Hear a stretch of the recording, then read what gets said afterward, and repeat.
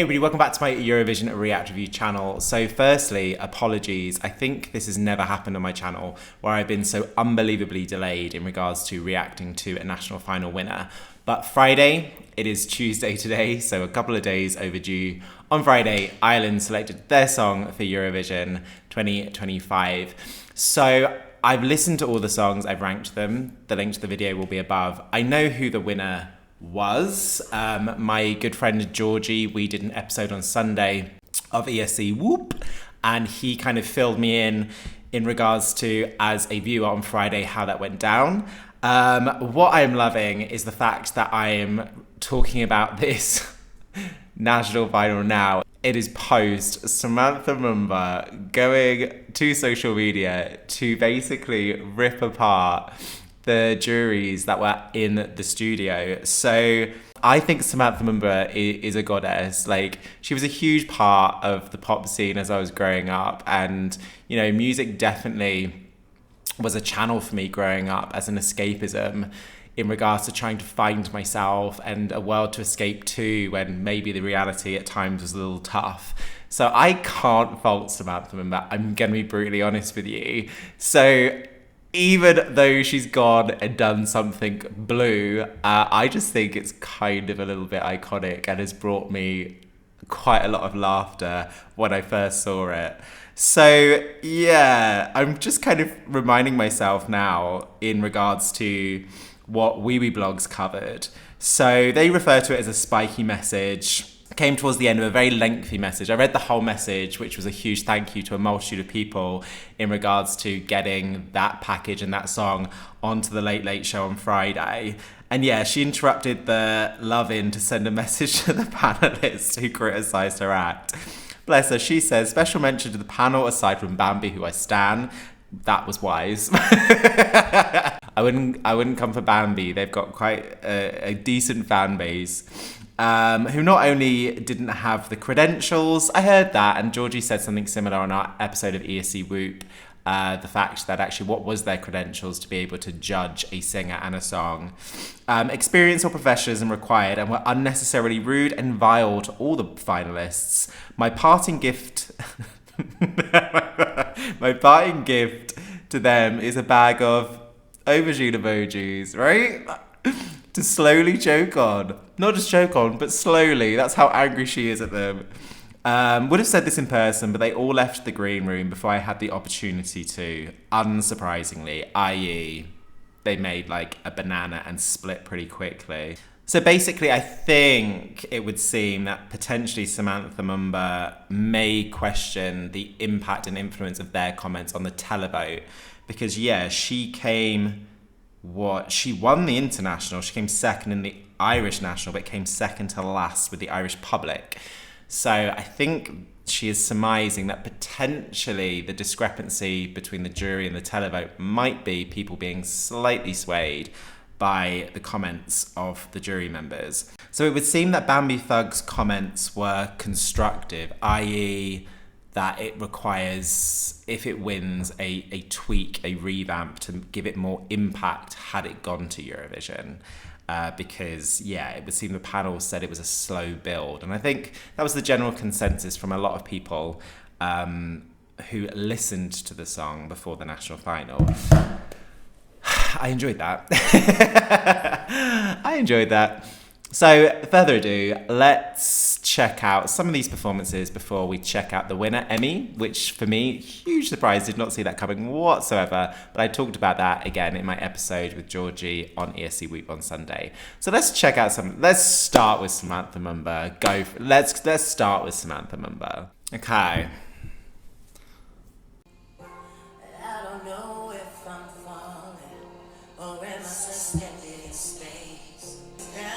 Oh, I didn't realise that she was one of the songwriters for this one. Good for her. I feel that the audio that's coming through at the moment isn't ideal. Kind of makes the song even more bland than I remember it. So this won the international jury. Okay. Yeah.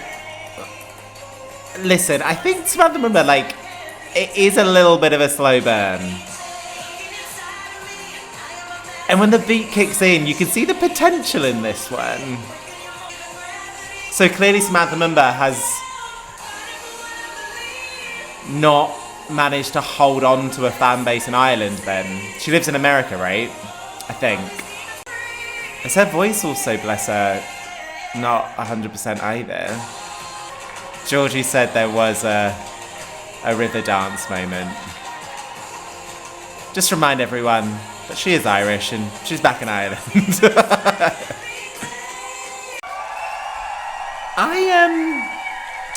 I don't remember her voice sounding like that live.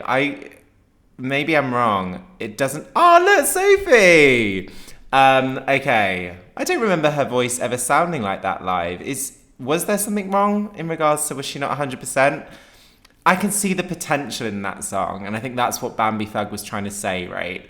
Rather than going in hard, too hard. What I must say though is where other acts have really struggled to kind of present their song in the Late Late Show studio, I thought she did a fantastic job in regards to staging that in a way that, yeah, I think she pulled that staging off. I think she presented that song successfully in the studio, which others have come and gone and haven't been able to do so. Okay, all right, Samantha Mumba, 2025 is not your year, but I don't think we're gonna see you again unless maybe they internally select you. But yeah, I still love you, Samantha Mumba. I still love you.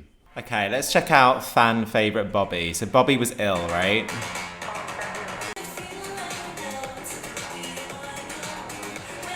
Sounds okay so far. I mean, I can't necessarily fully hear Bobbi's live vocal. I can hear the pre-recording. I'm confused. What is the issue with the vocal? The vocal sounds fine, but is the vocal... It sounds like it's pre-recorded, but they wouldn't be allowed to do that, right? I'm confused. Have they put this song on YouTube and just changed the vocal? Because it sounds fine, but it just doesn't sound live. Right, someone needs to help me out. Did it sound like this, or have they, since they put it on YouTube, changed the audio? Because it doesn't sound bad. It just sounds like it's pre-recorded. I was expecting this to be really bad, based on particularly their defense. Yeah, so Bobbi on a social media outlet basically said, apologized in regards to it not being what they wanted it to be, the fact that they were restricted with money, that they've pretty much funded this whole thing, and that they did make the dig saying if you're not an Adele, then RTE wouldn't support you or some sort of thing like that. But again, that doesn't really make sense because of Bambie last year. If anything, you'd think that RTE would have seen the success of Bambie and really gone behind this, as in something different, a little bit alternative. I didn't understand the symbology with the dagger or the sword, which I think Georgie made that comment on Sunday. I just want to check, because I can't remember how Bobbi actually did in the end. So Bobbi came third. Okay. So six with the Irish jury, 6 with the international jury, and came third with the Irish public. Okay, finishing effectively third overall. I mean, I was expecting it to be much worse based on like the extent to which Bobbi on social media tried to kind of explain or / blame for some people.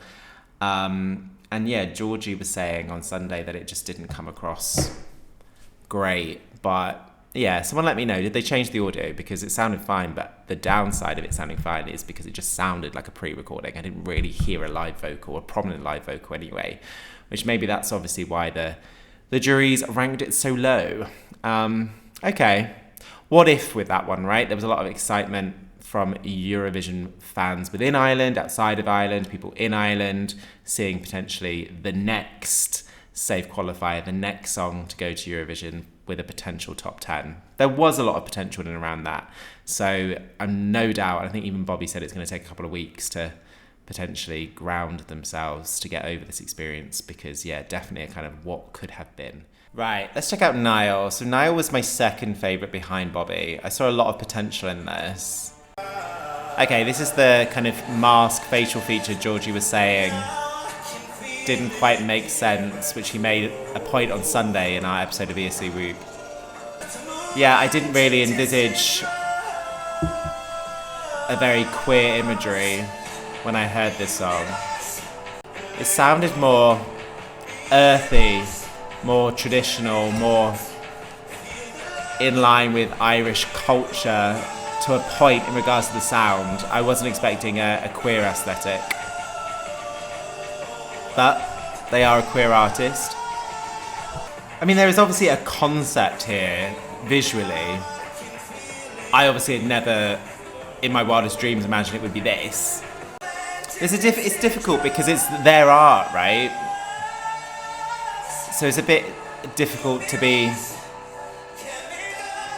critical. This is the art that they've decided to express this evening. I just didn't see this. For someone who really liked the song, particularly this beat, I forgot how good this song was. It's a good song. How did it come again? So the Irish public put this second. And the juries, both juries, that makes no chuffing sense. So they had Adji last, and then they both put NIYL second to last. Okay, interesting. I just think the song of that one is better than Samantha Mumba's. And then the international jury put Samantha Mumba top. I don't know. I question these jury points. Doesn't quite come true for me. This is a better song. Much better song. Okay, Samantha Mumba's staging was seamlessly entwined with the song as far as I could see and hear, where some might say there's a slight mismatch with the sound of this song and the aesthetics that NIYL chose to present. Not sure about that. And the vocals, like Bobbi was ill, so we can excuse that. So as a result, the vocals on this one deserve potentially even to be ahead of Bobbi. Not sure. Okay. Right. Let's check out the winner. Let's check out the winner. Listen, this is a huge surprise to me. So this won the televotes. The Irish people picked up the phone to vote for a Norwegian artist. Credit. Interesting. So she sounds like that. I wasn't sure when, because MGP, they do play around with electronics and technology in regards to vocals, live vocals anyway, at MGP. And so I didn't know to what extent Emmy's voice was supported with Witchwood's through some electronic support device, but they don't have it at Eurosong, certainly. So she sounds like this. Okay.